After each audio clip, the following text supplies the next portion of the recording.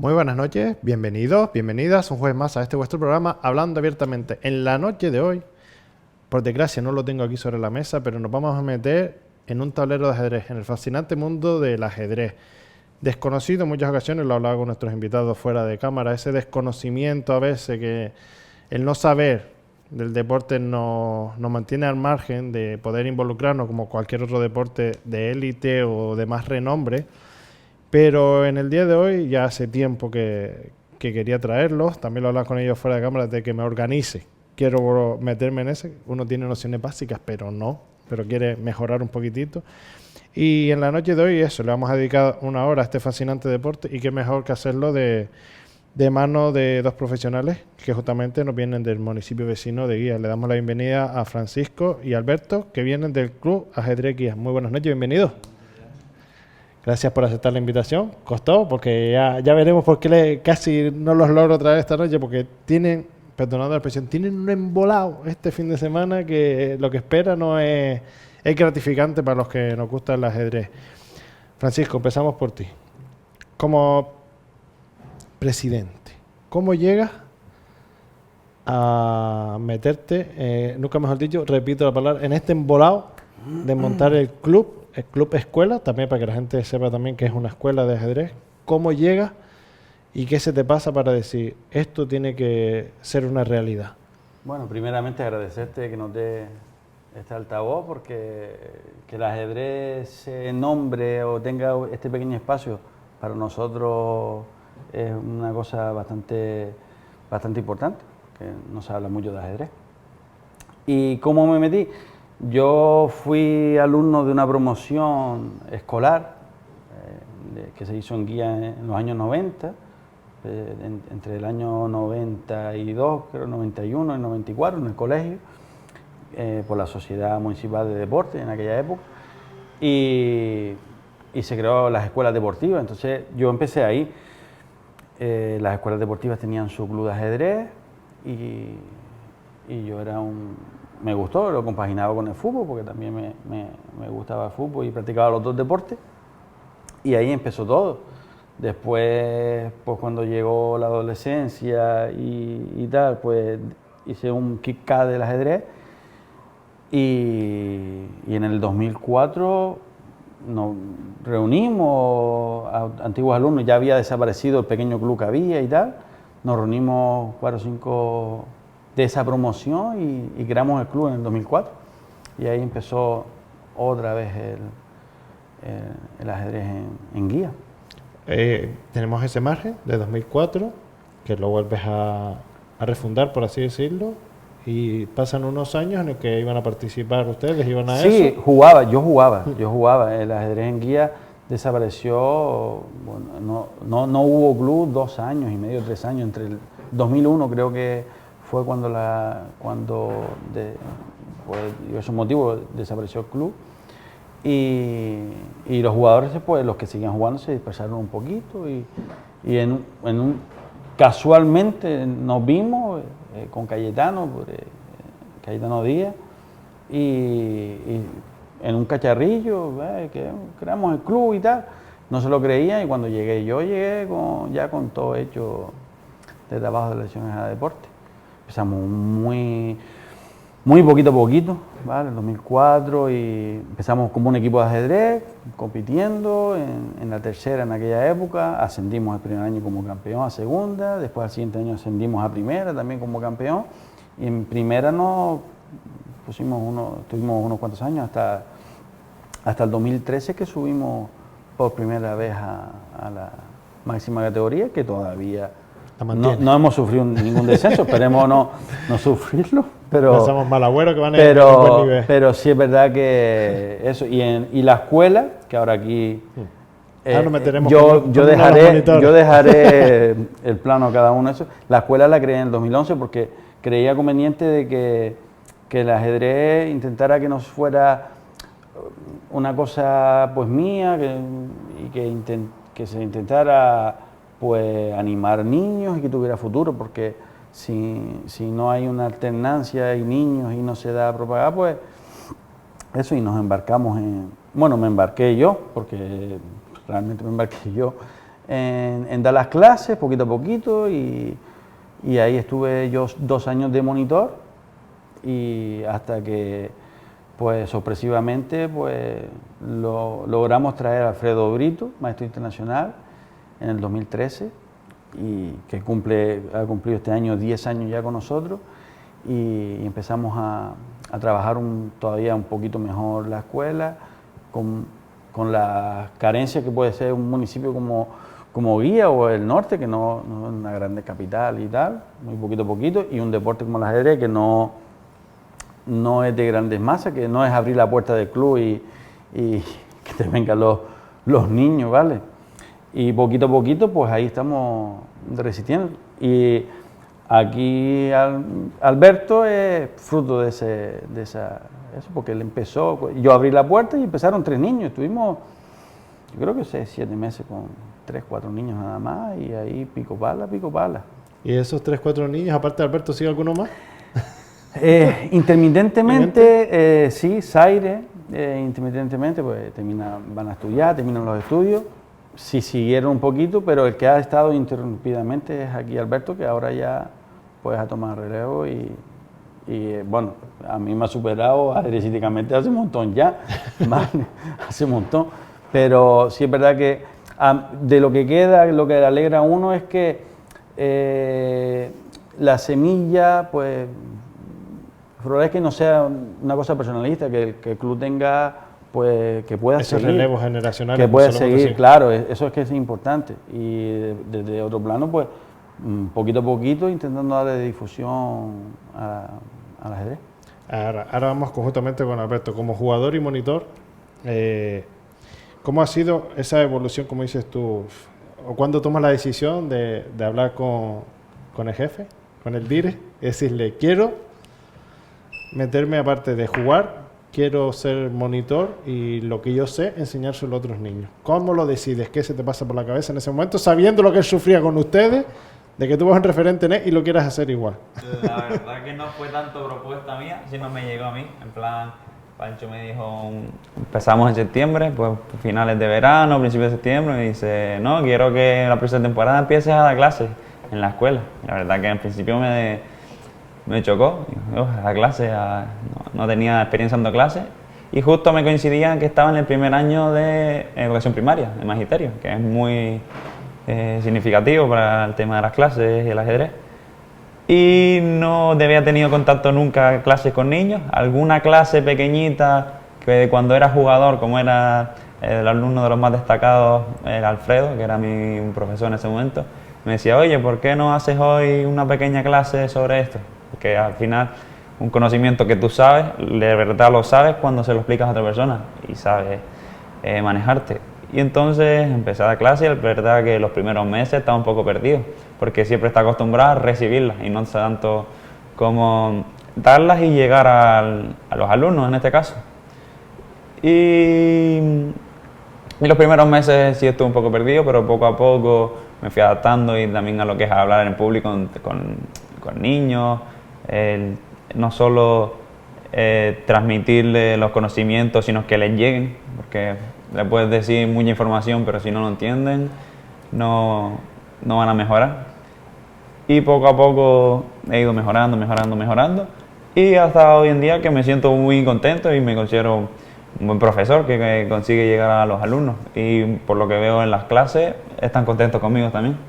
Y justamente hablando, que lo hablamos antes fuera de cámaras y de todo, ¿cómo es? Porque yo lo decía Pancho, también lo explicaba antes, de aprender a jugar ajedrez, te vas a un tutorial de YouTube, los movimientos te los controlas, y es lo que dice.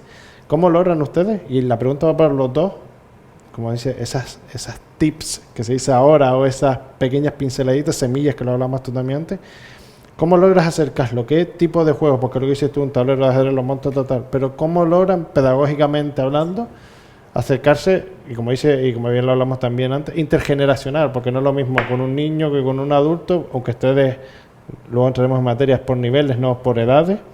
¿Cómo lo logran hacer pedagógico, entretenido y que enganche? Esos secretos que pueda tener cada uno como monitor para poder enseñarlo. Hombre, yo de ahí, viendo cómo ha dado las clases a Alfredo, ahora entiendo un poco más, es decir, el ajedrez hay que hacerlo divertido, es decir, no hay que hacerlo tan...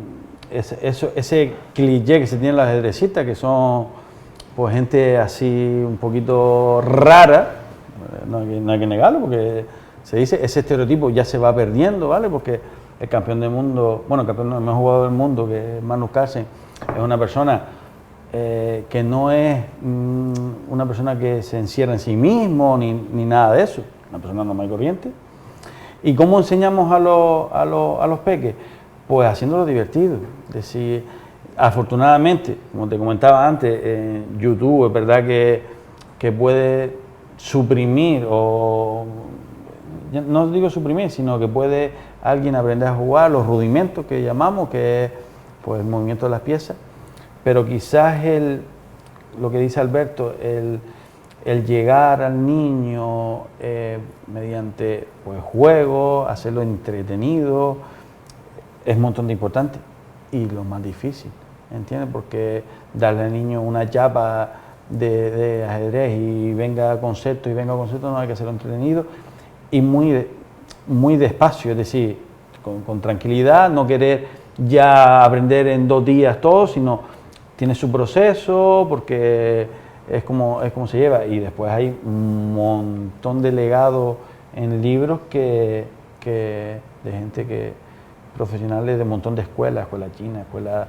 de un montón de lados, que dan unas herramientas que son bestiales, y ahora que de hace un montón de años, del año 96 para acá, se da en los colegios, sobre todo en Península, y es donde más auge tiene. Hay un montón de libros que son como libros de matemáticas o eso, pero de ajedrez. Entonces, escritos por profesores de ajedrez, doctores en psicología. Entonces, eso llega más porque al monitor le da más herramientas para llegar a los niños. Y después, como todo, el feedback que tenga el profesor con el alumno. Si el profesor no tiene esa salsita de meterse en el idioma que tienen los niños ahora, pues no va a estar en la onda de los niños, está clarísimo, ¿entiendes? Entonces, esa cosita es muy importante tenerla. ¿Y esa se tiene o no se tiene? Y Alberto, ¿tú qué piensas? ¿Cómo es ese sistema? ¿Cómo logras tú? Porque estamos hablando de generaciones totalmente diferentes. Tú has recibido clases los dos han recibido clases de Alfredo, como dijimos. Justamente tienes esa balanza, te vas empapando de uno y de otro, y luego, como nosotros decíamos, haces tu estilo, como los entrenadores de fútbol, que también lo hablamos antes. Exacto. Tú tienes de todos los entrenadores, pero después haces tu estilo. ¿Cómo lo llevas tú? Al fin y al cabo, todas las personas, y en este caso todos los profesores, tienen su estilo. Yo creo que la principal diferencia entre un profesor de ajedrez y un profesor como puede ser en un colegio, es que en un colegio es más como una autoridad. En el ajedrez, al fin y al cabo, tiene que ser uno más con ellos, más bien como un guía, y que ellos mismos se va descubriendo. Porque en el ajedrez no siempre se aprende solo en el aula, ahí en la escuela o jugando partidas y con un profesor al lado, no, tienes que moverte por ti mismo y también tener un cierto interés.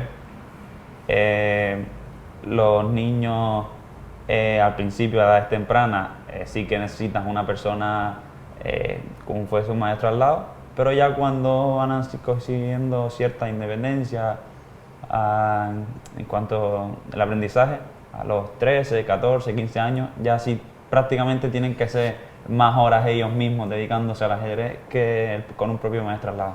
Y ahora el maestro sea el que sirva de guía. Pero al principio sí, un maestro tiene que estar más con ellos, dándole las indicaciones, los consejos, los tips, como nombrabas antes. Y como decía Pancho, es muy despacio. No es tanto meter un temario en tiempo como puede ser en un colegio, sino más que poco a poco vayan aprendiendo y que no todos los niños tienen el mismo ritmo de aprendizaje. Y justamente hablamos antes y lo comentaste, y es una materia que yo siempre lo he visto en el ajedrez, no lo he visto en otro deporte. El concepto ese psicológico, y que se lleva a los centros educativos, porque,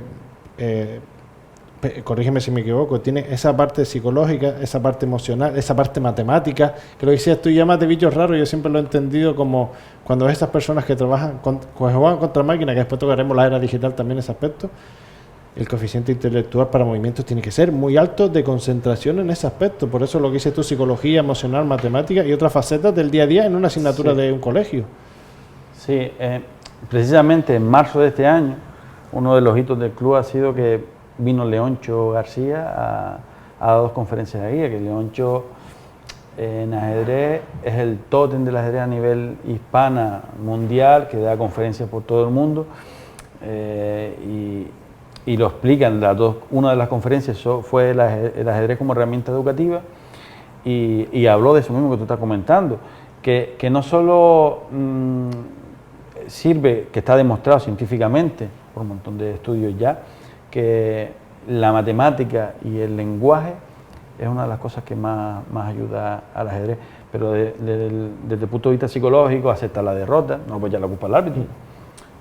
Parece una cosa sencilla, pero no, los errores, aprender el error, analizar el error para no volver a cometerlo, todo ese tipo de cosas, asumir la derrota es una cosa que en otros deportes, desafortunadamente, no se asuma la derrota. Es decir, no hay una visión crítica como puede haber en el ajedrez, ¿entiendes? Y eso es un aspecto más positivo.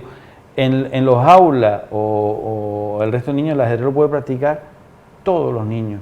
No se diferencia un niño con un coeficiente intelectual alto de uno que no lo tenga, de un niño que no tenga capacidad deportiva como en otros deportes. Entonces el ajedrez también es un nexo de unión en las aulas o en los colegios, porque todos se pueden interesar y todos pueden practicarlo. Y eso, quieras o no, es una cosa importantísima. Que a nivel institucional hay apoyos en el ajedrez y han habido declaraciones en la Unión Europea, en el Parlamento Europeo hubo una en el 2004 creo que es, y aquí en el 96 que la hizo un teldense,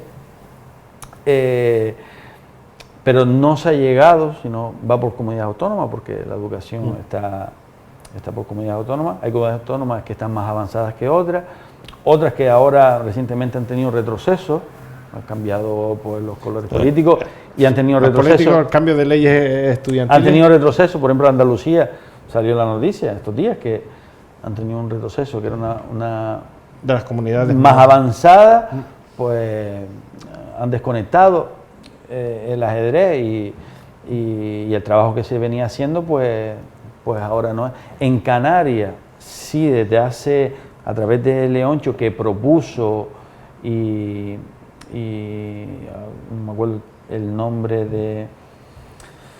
de la psicóloga de Tenerife, que creó un programa de ajedrez que en la consejería lo está implementando, que es Educando Personitas, no a Campeones, que son herramientas para el profesorado. Cualquier SEI puede solicitarlo y desde esa plataforma se le da las herramientas y el profesor puede dar los rudimentos y utilizar el ajedrez como herramienta educativa. Enfrentarse al ajedrez como campaña de los años 70 que hizo aquí la Caja Canaria, en su momento sería espectacular. Ahora los tiempos, hay que ser realistas, es más complicado. Pero sí es verdad que hay pinitos. Nosotros en Guía tenemos desde hace años, estamos, gracias al ayuntamiento y a la sociedad de promoción, pues imponiendo el ajedrez en los colegios de una manera, pues no todo lo que quisiéramos, porque al final todo se da por supuesto, pero estamos contentos porque llegamos al alumnado, ¿entiendes? Llegamos a todo el alumnado durante algunos meses del año, hacemos actividades y poquito a poquito, ¿sabes? Que es un montón de complicado, evidentemente, porque tienes que primero hablar con los equipos educativos, es complicado, pero sí llegamos. En Guía llevamos años haciéndolo de una manera reglada a través del ayuntamiento, y la verdad es que da fruto porque los niños se interesan. Y justamente tocabas en ese aspecto, y tanto los dos como jugadores y ahora también ambos como monitores, es lo que dices tú, hacías mucho hincapié en las habilidades mentales esas, como la concentración, la paciencia, y lo que dices tú, tomar decisiones estratégicas y aprender de esos errores también te ayuda en una educación que siempre... Yo solo en esos aspectos, solo lo he visto en actividades deportivas como el ajedrez, o como comentábamos antes, que lo hablamos fuera de cámara, el tema de los rankings, los colores de los cinturones. Deporte de contacto, como puede ser taekwondo o cualquier arte marcial, es un nivel de concentración para los niños, y el ajedrez es otro de los pocos que podemos sé que es agilidad mental para canalizar el cuerpo y después la mente y te ayuda en tu día a día. Sí, vamos a ver, el ajedrez siempre, todavía a día de hoy, hay gente que no lo considera un deporte, ¿vale? Cuando hay más, es de los deportes que más federaciones tienen a nivel mundial, y para los deportistas, estamos hablando de deportistas de alto nivel en el ajedrez, necesita una preparación física, necesita una preparación alimenticia, es decir, no es ir y ya una partida como que estás jugando un café, no, estamos hablando de una preparación durísima, ¿vale? Una preparación de que pierden bastantes kilos durante la partida, porque según dice Leoncho en las conferencias, que gasta, el cerebro está demostrado que gasta un montón de energía y si no estás bien preparado físicamente, como en el ciclismo las pájaras, pues en el ajedrez también se tiene. Y este año en el Campeonato del Mundo hubieron algunas cositas así entre los contrincantes. Y otra faceta, y ustedes los dos me lo pueden decir, es de los primeros deportes inclusivos, nos guste o no nos guste, en el que siempre han mirado por igual tanto chicos como chicas, y también con temas de, perdónme si me corrige, con algunas discapacidades, algún niño que también les ayuda a motivarse eso, que es de los deportes, nos guste o no nos guste, más inclusivos que hay, porque dan cabida a todo. Sí, pueden practicarlo todo. Ahí la ONCE tiene una alta participación en ajedrez, hay ajedrez, tableros preparados para personas invidentes, lo que estás diciendo, evidentemente cualquier persona puede disfrutar del ajedrez, cualquier persona. Y desde los inicios es algo que también siempre me ha llamado mucho la atención en ese aspecto, que siempre pensamos ahora no, los deportes inclusivos, el ajedrez lo lleva siendo desde que se fundó, no guste, no sí, nos guste. Hombre, quizás se malentiende porque malentiende, pero bien utilizada como herramienta, pues está demostrado que previene el Alzheimer, porque al final ejercitas un músculo y el músculo que ejercitas es de lo más importante que tenemos. Entonces, todo ese tipo de cosas, prevención para el Alzheimer, y esa agilidad mental que también en la edad adulta también es necesaria. Y justamente en ese aspecto, en ese aspecto inclusivo, ¿hasta qué punto, que también lo hablamos antes, y lo voy a decir yo, que los niños no se apuntan a una actividad deportiva para quitárnoslo de encima? No, hay que apuntarle a una actividad deportiva donde ellos se sientan cómodos y no sea por pasar el rato, por quitárnoslo de encima un par de horas, irnos a hacer la compra, o ir nosotros al gimnasio y quitarnos al niño de encima, no. ¿Cómo logran ustedes, como entidad, que los padres se involucren? Eso por un lado. Y si en vuestro club tiene padres e hijos jugando a la par. O madre e hija, esto te tocó. Sí. Te lo lanzó. Sí, bueno, justo me viene bien al caso porque antes vengo de la clase y este fin de semana, como comentaste antes, tenemos un berenjenal, que es el torneo que tenemos. Y justo un niño, son dos hermanos, les dije hoy, mira, van a jugar el torneo de esta semana, que hoy es el último día para apuntarse, para organizarnos. Y vino y le dice, voy a preguntarle a mi padre cuando venga. Luego, cuando terminó la clase, vino el padre, se acercó y habló con el niño y dice, vale, sí, nos apuntamos. Y mientras me estaban tomando los datos para apuntarlo, me dijo el padre, dice, oye, ¿y puedo participar yo también? Es que yo también me gusta, y ya que voy ahí con mis hijos, pues también juego. Dice, sí, no pasa nada. Y entonces, lo tomé los datos y se lo envié a Pancho para que lo apuntara. Y resulta curioso como de dos niños que iban a jugar, al final acaba jugando el padre. Es verdad que el padre no recibe clase, no está en la escuela del club, pero sí que indirectamente, al final, el niño está ahí en clase, los niños, porque son dos hermanos, está en clase con nosotros y los conocimientos luego va con el padre. Oye, papá, mira lo que he aprendido hoy, o mira, jugamos que me enseñaron esto. Y también forma parte de la clase, que es lo que comentabas de los padres que se involucran, tienen que ser en la casa. Ahí en el aula está el profesor, están los compañeros, pero con el que juega luego en casa, porque el ajedrez no es un deporte que necesita para jugar de dos personas. Uno solo sirve para entrenar, practicar, pero lo que es para jugar y divertirse, necesitas dos personas. Y muchas veces, si no tienes hermanos, ¿a quién acude? A los padres. Y justamente hablando de esos encuentros, no sé cómo lo hacen ustedes, que antes lo hablamos, también ahora lo metemos en profundidad. Ustedes están todo el año, salvo julio y agosto, hablábamos eso. Sí, eso es la escuela. En la escuela como tal. La escuela, porque julio y agosto, en verano, es cuando más torneos de ajedrez se juegan, tanto en Península. Entonces, nosotros la escuela la mantenemos siempre todo el año, menos julio y agosto. Hay algún año que hemos abierto julio, ¿vale? Que hemos hecho escuela por la mañana, una cosa más social, más eso. Pero generalmente julio y agosto porque hay una densidad de torneos, son los campeonatos de España por edades, donde acuden muchos niños. Y realmente son los meses que paramos. En agosto tenemos nosotros los torneos de las fiestas de guía, que llevamos, el club tiene 20, pero llevo 23 años organizándolo, haciéndolo ininterrumpidamente. Entonces, por eso esos 2 meses no tenemos actividad lectiva o de club. Y lo que estábamos hablando antes, una de las cosas que instauró Alfredo cuando tomó las riendas de la escuela, era que los padres, cuando venían los niños, les invitaba a participar, a quedarse en las clases.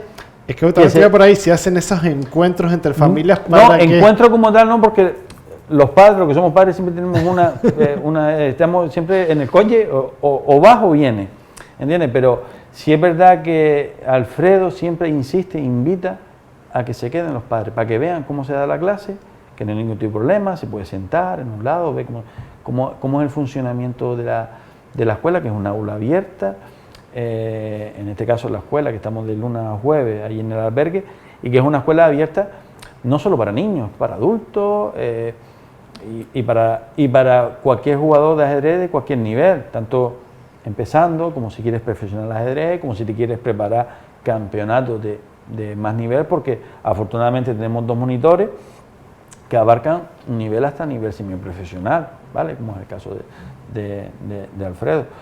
Y realmente es una aula abierta. Nosotros pretendemos que el ajedrez, como decías antes, no sea una cosa que los niños vengan semi-obligados porque se van a aburrir si no les gusta, evidentemente.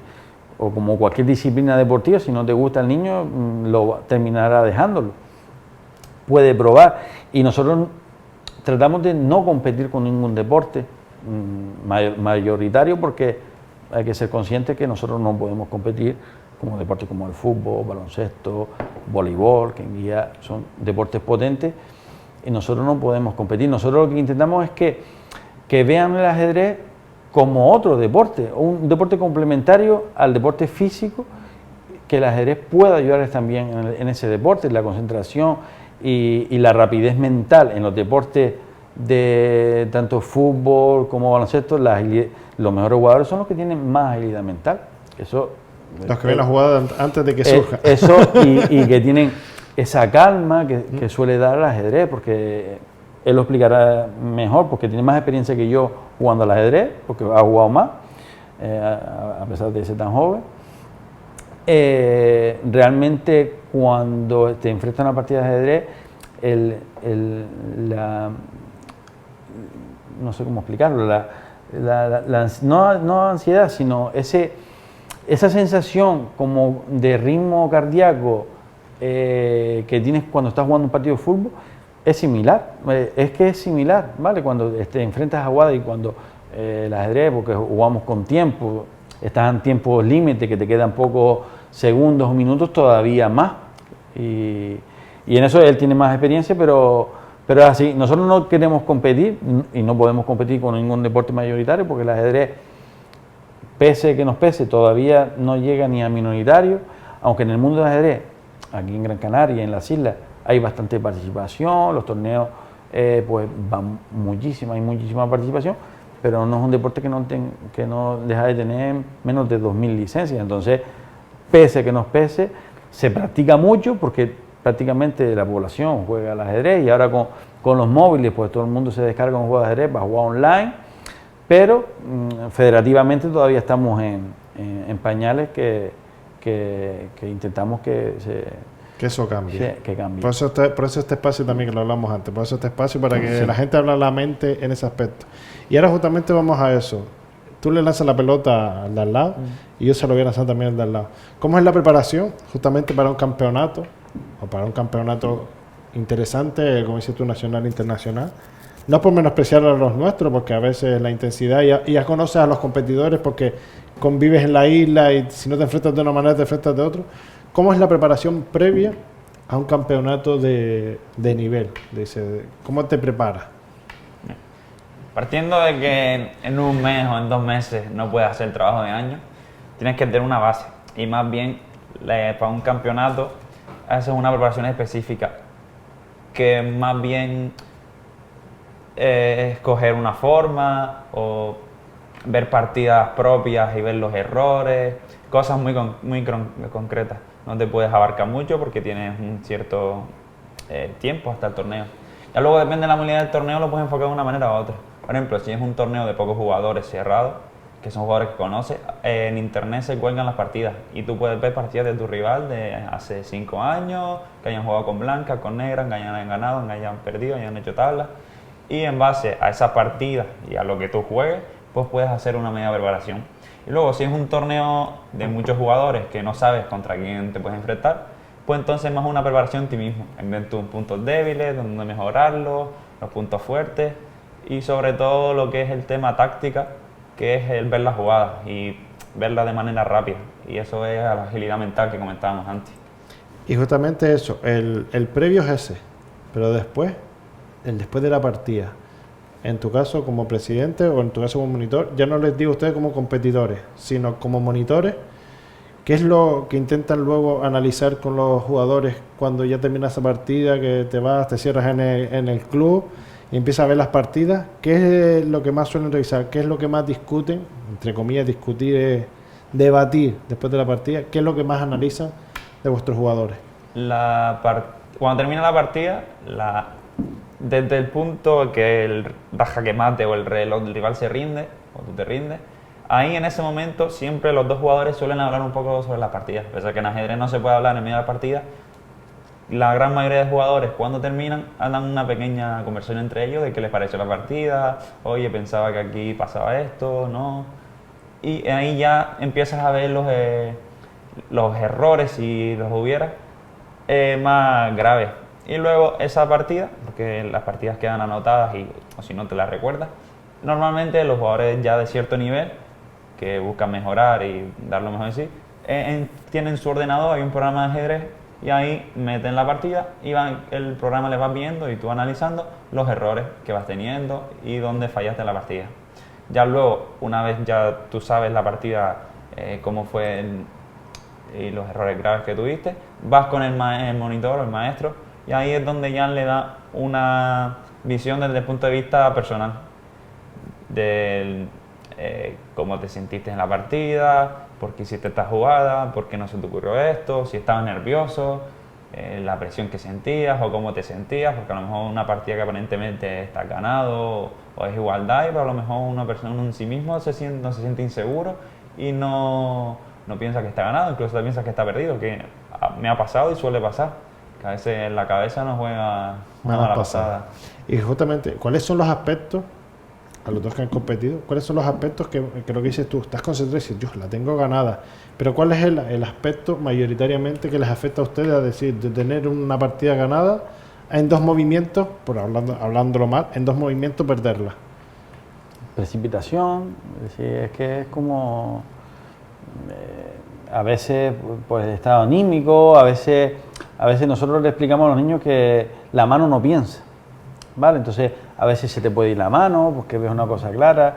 Eso es lo que suele pasar en la partida y pasa a nivel profesional, es decir, ya se está viendo cierto tipo de errores garrafales, porque ahora lo que estaba hablando Alberto que preguntaste sobre la partida, ahora con las aplicaciones móviles cualquier padre tiene pues un maestro de ajedrez en el bolsillo. Entonces los torneos digamos que tienen seguimiento tipo campeonatos de España, que son en julio ahí en Salobreña, en Granada, las partidas son en directo, pues se juegan en tableros que son digitales y los movimientos pues se transmiten.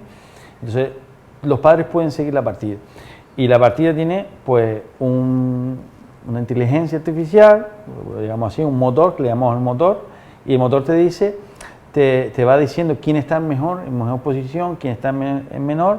Cuando da el más, está mejor el blanco, cuando da en menos el negro, y con una puntuación 1.8, por ejemplo, menos 1.8 está mucho mejor el negro, está ganado. Pero en las partidas de niños eso puede girar en cualquier momento porque se equivoca, pero los padres mismos siguen la partida sin tener mucha idea de ajedrez, pero ya se van conociendo y van conociendo esas cuestiones. Entonces, después, ¿cómo se trata una derrota o una victoria? Como cualquier deporte, es decir, dándole normalidad, aceptando en el caso la derrota, porque en el ajedrez donde más se aprende es cuando se pierde, y después reflexionando donde equivocaste, intentando mejorar. Lo que dice Alberto, las preparaciones para logros mayores, de normas, de cosas ya semiprofesionales o profesionales. El estudio es como dice él, no vas a ir al torneo y le echas un rato antes, no tiene que haber una preparación mucho antes de un repertorio de apertura. Las aperturas en ajedrez, los comienzos, hay infinidad de aperturas, entonces tiene que tener un conocimiento importante. Si conoces los rivales, pues te vas a las partidas de ellos en un ordenador, filtras, ves lo que juega, te puedes preparar independientemente de lo que el contrario juega, pues puede haber sorpresas, que ya en el apartado profesional ya los jugadores suelen hacer jugadas inusuales al principio para intentar descolocar, porque a nivel profesional se está convirtiendo el ajedrez un poco monótono, porque como los ordenadores han ayudado mucho, el nivel se ha igualado a nivel profesional. Entonces, relativamente, esas tablas que se ven entre grandes maestros son, entre comillas, muy fáciles de llegar, ¿vale? Muy fáciles a esos niveles. Vale. Estamos hablando entre los 10, 15 mejores jugadores del mundo. Y entonces hay un debate ahora en el ajedrez de quitar tiempo para que se sucedan errores, porque si tú quitas tiempo, pues van a haber errores a esos niveles y a todos los niveles. Por la impulsividad, creo que hemos hablado antes, dice, tú veo fácil esta, pero después por tu impulsividad has perdido ya. Claro, tienes cierto tiempo y miras para el tablero, miras para el tiempo, miras para el tablero, miras para el tiempo, tengo que jugar, es decir, no se me acaba el tiempo, si me acaba el tiempo pierdo la partida. Entonces ahí hay un debate intenso que lidera el mejor jugador del mundo, Magnus Carlsen, que no se presentó al Mundial de Candidatos, porque en el ajedrez campeón defiende, como el boxeo más o menos, el campeón defiende el título, y después hay una final entre 10 jugadores, que el campeón de esa final es el aspirante. Por él el año pasado, este año, declinó defender el título porque estaba en contra del modelo de tiempo, pues son 20 partidas, creo que son 14 partidas, muy duras, durante un montón de tiempo, la preparación muy dura, y él decía que tenía que existir otra cosa, hubieron negociaciones, pero al final no. Justamente hablando de eso de los tiempos, y volvemos a esos niveles. Tiempo real de 20, 30 minutos que puede durar una partida. No, eso no dura una partida. Eso, por eso no. Dura más. Pero para que la gente nos entienda, me refiero al tiempo de hora. Modalidades de juego. Eso es. Modalidades de juego está el ajedrez relámpago, que suele ser 3 minutos por jugador, más 2 segundos cada vez que juega. Después está el Blitz, que es en 5 minutos más 10 segundos, 15 segundos. Después está el activo, que el activo es una media de 25 minutos por jugador. Ahora, con la era digital, antes los relojes eran pues analógicos y se caía la bandera, eso de caerse la bandera, ahora se te agota el tiempo, ahora casi todos los encuentros son sumando tiempo, es decir, por ejemplo, este fin de semana el torneo que tenemos es 15 minutos más 5 segundos por jugada, es el tiempo que tiene. Esas son partidas desde el punto de vista de juego, es Blitz, activo, y tiempo de partida normal, que el mínimo son 60 minutos más 30 segundos por jugada. Y el más o menos el que más se utiliza es 90 minutos más 30. Las partidas con 90 minutos más 30 suelen durar pues 4 horas y media, una partida de ajedrez, que es lo que comentaba antes, es decir, eso implica que los jugadores tienen que un avituallamiento porque se pierde mucha energía, Y la pájara, si no vas bien entrenado y tal, casi siempre los errores pues se cometen si no estás bien preparado y si no te alimentas durante la partida. Muchos jugadores utilizan chocolate, en vías energéticas, plátano, nuestro plátano también lo utilizan porque es superpotasio, y son las modalidades de juego. Después el reloj se puede poner a jugar como tú quieras de tiempo, puedes jugar a partir de 10 segundos por jugador, que ya no son reglamentarias, pero divertimento puro y duro, y así es más o menos los tiempos que hay en el ajedrez, las modalidades. Es que por eso te decía, yo lo de 20 me refiero para que se viera el tiempo que te decía, porque ahora va al tiempo, al tiempo de en meses, en semanas.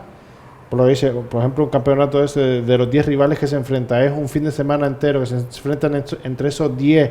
¿A cuántas partidas son? ¿O cómo lo organizan eso para después enfrentarse al campeón? ¿Cómo es ese torneo previo? Ese torneo que este año se jugó en Madrid, el candidato, pues son 2 semanas y es una partida diaria y es una liguilla entre todos. Eso. Y es con el tiempo de ellos es 90 más 30, 40 jugadas creo que era, algo así. Sí, para las primeras 40 jugadas tiene 90 minutos. Siempre tienen durante toda la partida incremento de 30 segundos.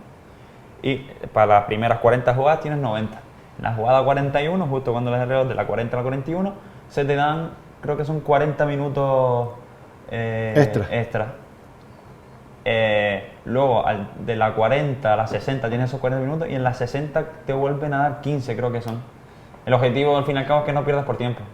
Pero tampoco la partida, en plan, los relojes se instalaron en ajedrez para que las partidas no duraran meses, porque si no hay tiempo, y me quedo quieto y no muevo y se alarga. Antiguamente lo que pasaba es que habían parones cuando se iba a la luz, o estamos hablando de hace años, y en la planilla, porque es obligatorio apuntar, se paraba y los jugadores pagaban uno a su casa y al día siguiente empezaban. Eso era antes cuando no había contratiempo. Ahora las partidas tienen inicio y final y puedes perder por tiempo. Hay algunas maneras que ya entraríamos en una turra técnica que tampoco hay que darla, pero se puede perder por tiempo. Pero tampoco el tablero tiene algo que ver. No es perder por tiempo, tiene que haber una situación en el tablero para poder perder por tiempo. Y justamente estamos hablando de la época analógica de los grandes.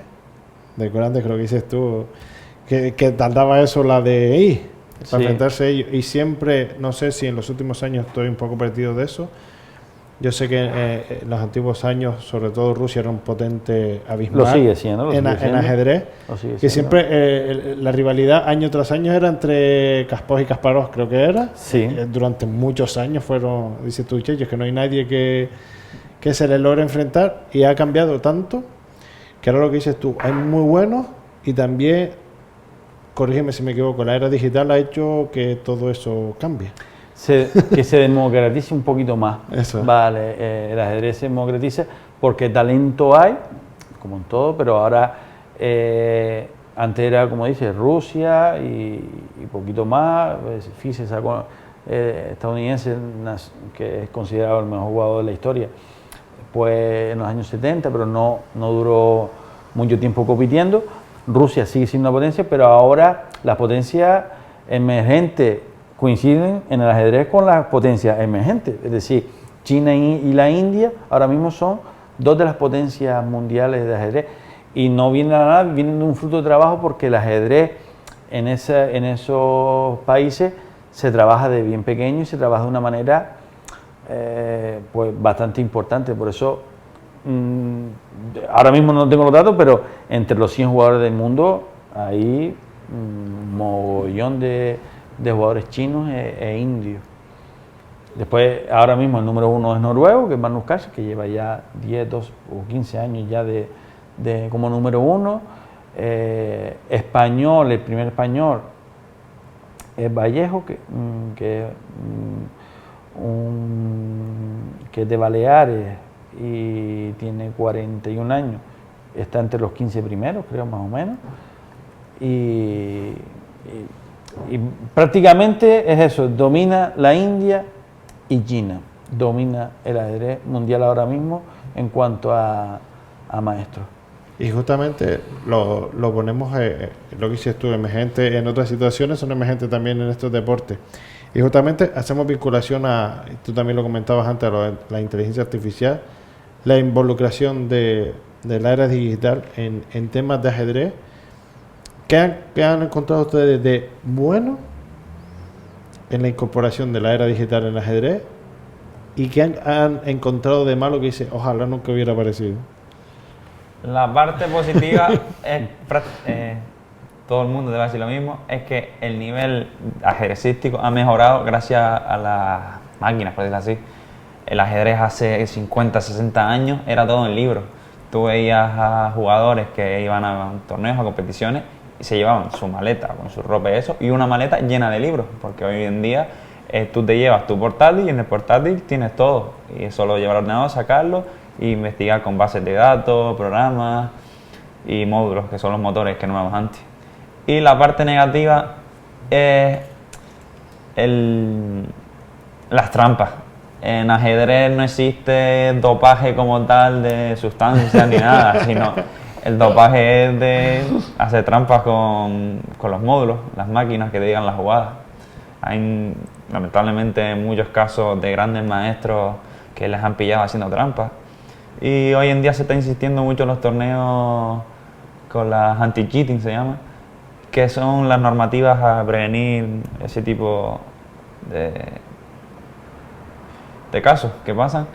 Y se puede ver en cualquier torneo no profesional, así un campeonato de la élite, sino a un nivel medio. Ya, por ejemplo, antes de entrar a las partidas, o te obligan a dejar el móvil en tu casa o guardado, o no entrar con solamente el bolígrafo, incluso sitios que te ponen solo un bolígrafo para que no tengas que entrar nada a la sala, ni botellas de agua ni nada. Te pasan el detector de metales también a la entrada. Y en algunos de más poderío tienen un segurita, un vigilante ahí a la entrada de la sala que no te permite pasar.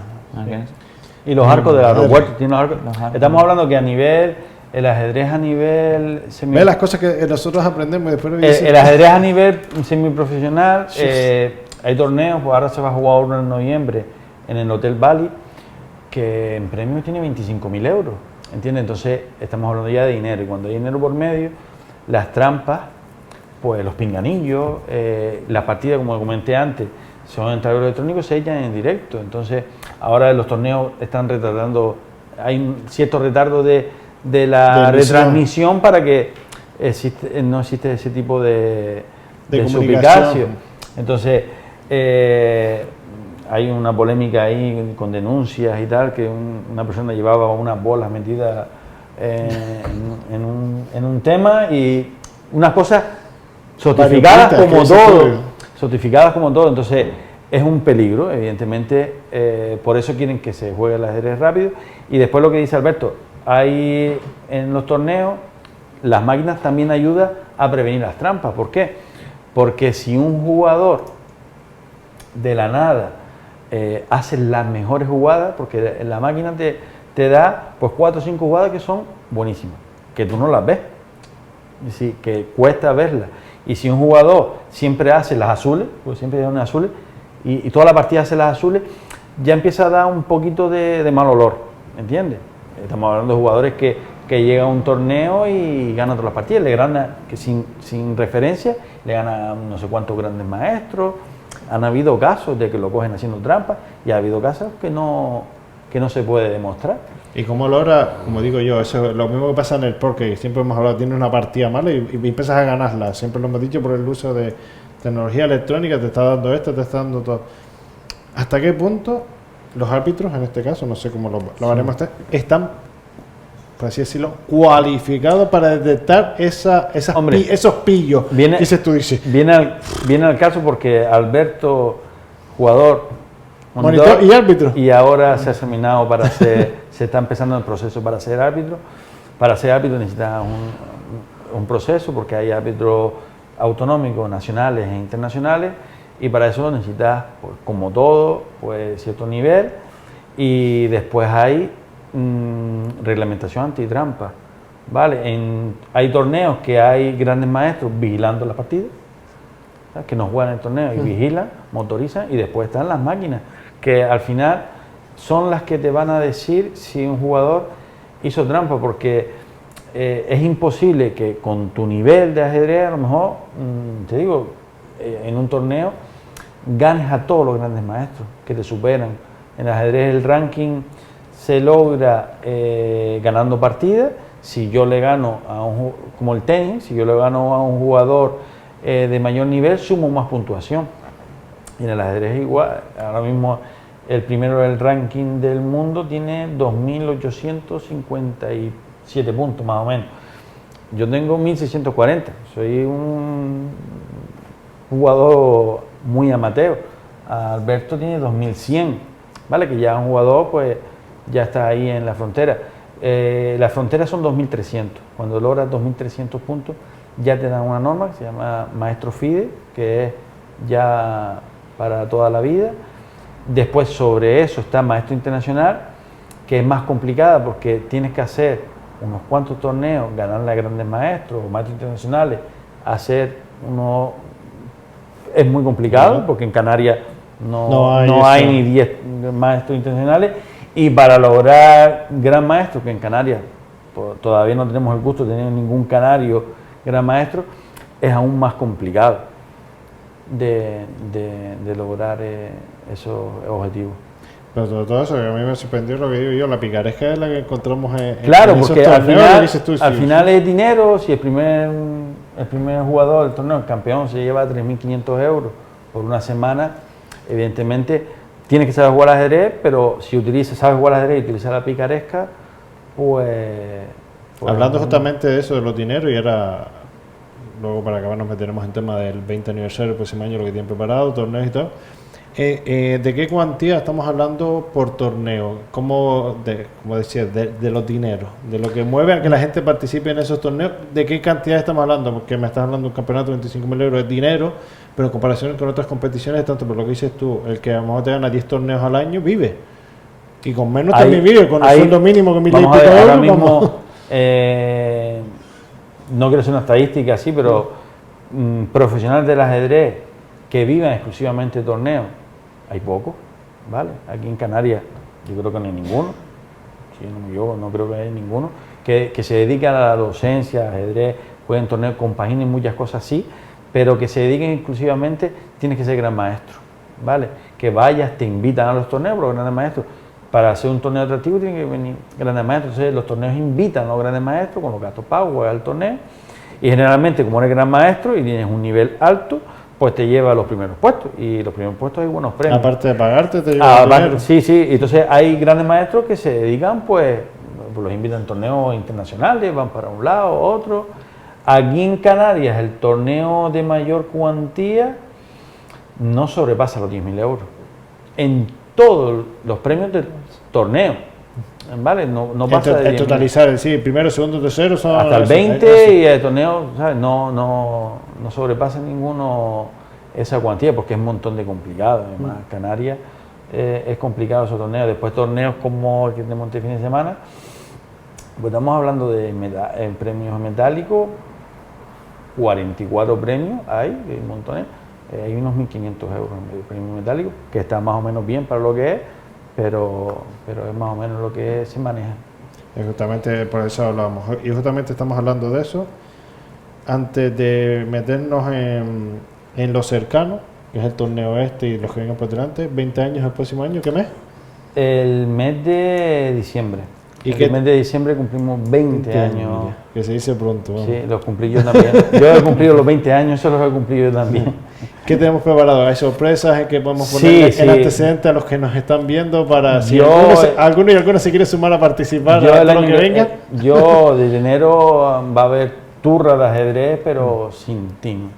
Sí, vamos a hacer bastantes actividades durante todo el año para celebrar, porque 20 años yo entiendo de que es una cifra bastante importante para un club tan pequeñito como nosotros, que empezamos ahí, y vamos a hacer actividad todos los meses, además de la propia actividad federativa de los años, de todos los años, de jugar la liga, de los torneos por edades, de niños, el club, y tendremos el apoyo, como no va a ser de otra manera, de tanto la sociedad de promoción como el ayuntamiento, haremos actividad, pero actividad de todo tipo, no. Yo lo que no quiero es que sea una actividad solo para ajedrecistas que sepan jugar, no, yo quiero hacer actividad, algo novedoso, que sea participativo para gente mayor, gente pequeña, gente que no está muy iniciada, que no sea para los ajedrecistas solamente, que también habrá, pero que sea una cosa participativa y acercar al ajedrez pues a todo el mundo.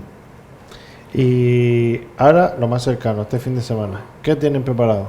Este fin de semana llevamos años que finales de noviembre organizamos un campeonato regional y este fin de semana pues tenemos varios torneos.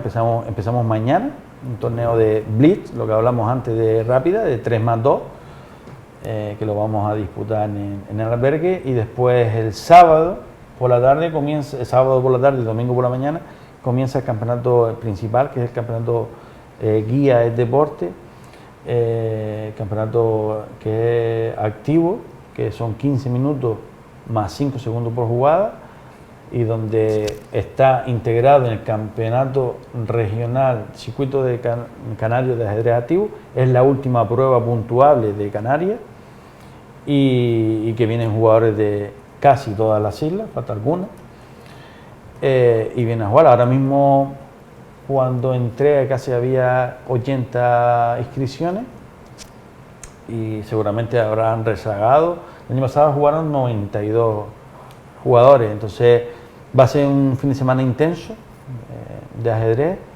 ¿Que comienza viernes o sábado? No, comienza mañana. Ya mañana empezamos, mañana por la tarde ya tenemos el primer torneo. Eso. A las 6:30 en el albergue, y ya después el sábado por la mañana haremos alguna cosita y así de improvisada con los jugadores que hay, desde el punto de vista en la plaza. Vamos a hacer alguna improvisación para acercar al ajedrez, divulgar, y después el sábado por la tarde ya empieza el torneo, que ya es, solo participan federados, porque no puede participar, porque es un torneo validero para lo que hablamos de puntuación, sí, de los activos. Y empieza el sábado por la tarde, son 9 partidas. El ajedrez, no lo hemos comentado, el ajedrez es una cosa que cuando juegas un torneo, cuando pierdes la primera partida no te vas para casa, juegas las 9 partidas. Y lo bueno que tiene, que es una de las cosas que a veces cuando los padres empiezan no lo entienden, porque me he visto casos de niños manchándose por la grada y yo a correr para que el chiquillo no se marche con el padre porque pierde la primera partida. Le digo, no, es que se juegan todas las partidas, se iguala, los que ganan van escalando la pirámide, los que van ganando menos se quedan, y la fuerza de los jugadores se iguala. Entonces casi siempre siempre va a haber posibilidades de que mejore, que ganes alguna partida y juegues contra alguien que tiene tu nivel. Eso es más o menos. Entonces este fin de semana son 9 partidas, el sábado y el domingo, y 7 el torneo del viernes. Es que, por eso, mira, y también es bueno saberlo, porque a veces yo también tenía ese pensamiento, digo, pierdes y te vas para casa, digo, no, yo después también he visto como, es verdad, esa contradicción, que después ves como rotan de mesa, digo, perdió y por qué es un programa informático donde los que ganan van jugando entre sí, los que tengan la gana en la primera ronda tienen 1 punto, 2 puntos, 3 puntos, y se va acortando la pirámide, y los que están arriba tienen 6, 7 puntos, juegan entre sí para lograr el título. Habrá gente intermedia, gente que tiene 1 puntito, gente que se enfrenta de 0, pero siempre se iguala, ¿entiendes? Siempre se iguala los niveles en los torneos, siempre se igualan y juegan todos entretenidos. El torneo van a jugar niños desde 6 años hasta gente ya de muy adulta. Hay premios, este fin de semana el torneo es Campeonato de Canarias y también es Campeonato de Gran Canaria de ajedrez activo. Yo se lo dije ayer, que fue la presentación con el concejal de deporte de guía, que trajera gente, porque son 44 premios. Entonces vamos a estar entregando premios allí hasta que...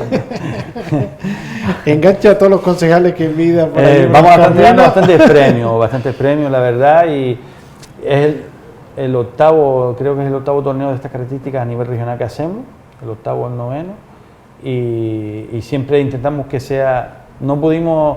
Siempre el último fin de semana de noviembre, pero evidentemente el vóley tiene competición nacional y juega la semana que viene en casa, evidentemente, ya eso lo habíamos programado, pero lo hemos fijado en el calendario. Entonces lo bonito es que mucha gente de otras islas ya tienen esa visita, ese fin de semana a Guía, que nuestro granito de arena, que viene gente de otros lados, conoce el municipio, conoce la comarca, y nosotros contentos.